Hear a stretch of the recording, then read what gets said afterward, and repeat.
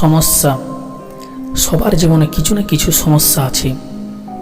তো ওই সমস্যার মধ্যে কীভাবে আমরা বেরিয়ে আসবো, তো সেটা আমি তোমাদের কাছে বলবো।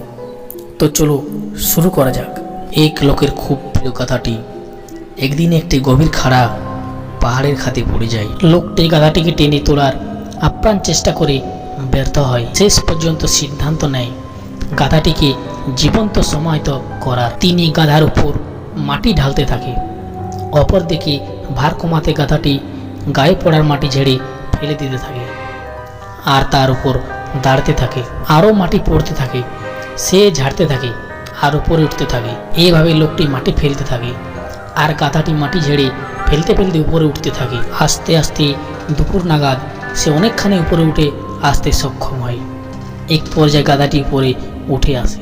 তো আমরা গল্পের মধ্যে এটাই শিখলাম যে জীবনে যত বড় সমস্যা আসুক, সমস্যাকে ঝেড়ে ফেলে সামনে আগাতে হবে। একটা জিনিস খেয়াল করে দেখলাম, জীবনে প্রত্যেক কাজে কমসে কম সাহসটুকু বুকে রাখতে হয়।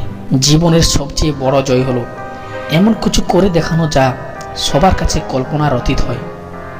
সময় হচ্ছে ধারালো ছুরির মতো।